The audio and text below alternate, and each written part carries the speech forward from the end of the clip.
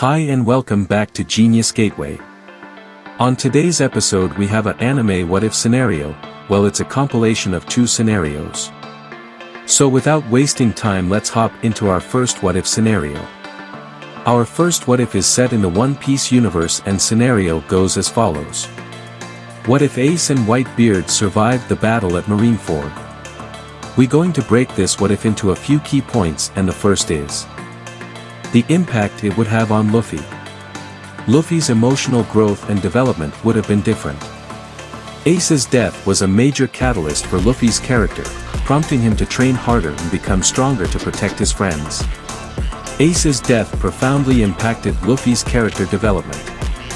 It not only strengthened his resolve but also added depth to his motivations. Luffy's journey post-Marineford would have likely been less focused on revenge and more on personal growth and exploring the mysteries of the Grand Line. His training during the time skip might have still occurred but with different emotional underpinnings. Another would be that he wouldn't have known of Sabo still being alive and meeting him at Dressrosa. How does this happen? Firstly, the death of Ace brings back Sabo's memories of his two brothers, hence urging him on to want to meet his only brother left and wanting to protect him. Secondly, Ace's death also forfeits his devil fruit ability, which is obvious, but Sabo goes to Dressrosa for this exact reason, to get the Mera Mera no Mi fruit as a keepsake of his brother Ace. On to the second point. Whitebeard's influence. With Whitebeard alive, the balance of power in the new world would have been different. Whitebeard was one of the four emperors, and his presence would have continued to shape the political landscape. For example, Fishman Island would still be under protection of Whitebeard and not Big Mom, and Brownbeard wouldn't have taken over Footballton. Whitebeard's survival would have maintained a crucial balance among the four emperors. His presence acted as a stabilizing force, preventing large-scale conflicts due to the fear of retaliation from his powerful crew. Without his death, the power dynamics among the emperors and their interactions with other factions would have been more stable but possibly less dramatic from a storytelling perspective. Let's go to the third point. Ace's journey. Ace's survival would have allowed him to continue his journey as a pirate. He might have eventually reunited with Luffy and the Straw Hat crew. So where would they have met? Potentially at Wano. Why I say this: before Ace joins the Whitebeard pirates, he went to Wano coincidentally. There he met Tama at Amagasa village and helps the village out, then he meets Yamato, etc. etc. You can find out what happens there by watching the anime, just finna have to get over 1,000 episodes first, ha ha ha ha ha ha ha. Oh man, my AI voice. Anyway, continuing, the point is that Ace has a connection to Wano and so does Whitebeard. Hence we get to the actual Wano arc where Luffy, Law and Kid take on Big Mom and Kaido. I honestly don't think Ace would sit by ideally waiting for his brother's demise. Obviously he's going to help, and so is Whitebeard with his shared connection to Wano with Luffy being Oden and Momonosuke. Therefore Ace's survival would have allowed for his continued adventures as a pirate. This could have led to storylines exploring his past, his relationship with Luffy, and his growth as a captain. It's possible that Ace could have become a significant ally in Luffy's quest, rather than a tragic figure whose death shaped Luffy's resolve. The fourth main point would be the Marineford aftermath. The aftermath of the Battle of Marineford would have been altered. Whitebeard's crew might have continued to be a formidable force, potentially leading to clashes with other factions or the Marines. The aftermath of the Battle of Marineford would have been less chaotic without Whitebeard's death. The power struggle among pirates, Marines, and other factions would have unfolded differently. The Whitebeard pirates might have regrouped and remained a potent force, influencing the balance of power in the new world in various ways. The fifth point is alliance dynamics.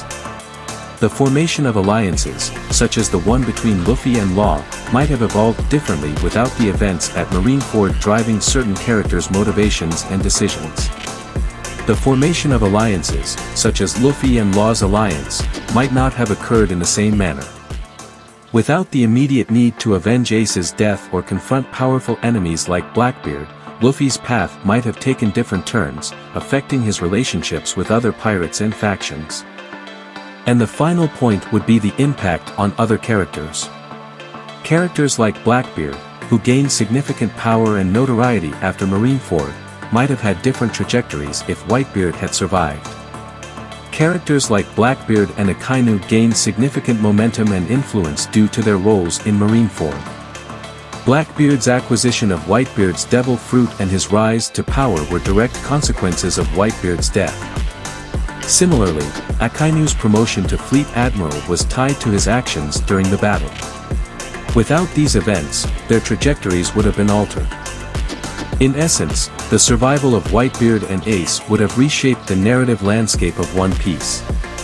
It would have resulted in different character arcs, alliances, power struggles, and major events, showcasing the intricacies of Oda's storytelling and the interconnectedness of the One Piece world. Overall, the deaths of Whitebeard and Ace were pivotal moments in One Piece. Their survival would have undoubtedly changed the course of the series in numerous ways, leading to new adventures, conflicts, and alliances. So that's the end of the first what-if scenario. Let's go to the next.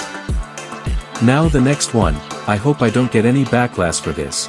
Well, I'm still new to making videos, so there shouldn't be any. But what if Itachi's order was an act of defiance? If Itachi's massacre of the Uchiha clan was actually an act of defiance rather than following orders, it would radically change the perception of his character and the events that transpired in the Naruto series. Here's how that scenario might play out. Point number 1, his motivation. Even though some of us are not like those Itachi simps, we have to agree that he was a talented shinobi for his age, and his mentality was not of a kid's. So if he wasn't being coerced by Konoha's leadership, Itachi's motivations would be driven by his own beliefs and ideals. Perhaps he saw the Uchiha's coup as a dangerous path that would lead to more bloodshed and instability, and he decided to take matters into his own hands. Why? Because he had a brother complex. The coup would have had massive consequences for the clan as a whole, from discrimination to segregation. They probably wouldn't be able to go to any academies or even be Leaf Shinobi. Hence the aftermath for the part of the clan that had nothing to do with the coup. Their lives would be hell and the head of the clan's family would probably be executed. See where I'm going with this? Head family equals executed, equals Sasuke. Hence brother complex. Next point, point number 2. The execution of the massacre. Itachi's approach to the massacre might have been different. He may have tried to reason with the Uchiha leaders or persuade them to abandon their plans peacefully. If that failed, he might have resorted to force as a last resort, but with the intention of minimizing casualties as much as possible. Basically, he would have kept his waifu alive. The third point would be the reactions from characters. This revelation would significantly impact how other characters in the series view Itachi. Sasuke, in particular, would have a very different perspective on his brother's actions. Instead of seeking vengeance, Sasuke might initially struggle to understand why Itachi did what he did and eventually come to respect his brother's convictions. Only if Itachi actually did this, then we wouldn't have Naruto running after his baby for countless seasons. The fourth point would be the political fallout. Konoha's political landscape would also be affected. If Itachi acted out of defiance, it raises questions about the leadership's handling of the situation and the treatment of the Uchiha clan. This could lead to internal conflicts within the village and a re-evaluation of how Konoha addresses issues of discrimination and marginalization. And the final point being Itachi's legacy. Rather than being seen as a tragic figure who sacrificed everything for the village, Itachi would be remembered as a complex hero who stood up against injustice, even at great personal cost. His legacy would inspire others to question authority and fight for what they believe is right. Overall, this alternative interpretation of Itachi's actions adds layers of depth to his character and the narrative of Naruto, highlighting themes of morality, loyalty, and the complexities of war and peace. That brings us to an end for today's episode. Don't forget to subscribe, like and comment. Let it get heated in the comments.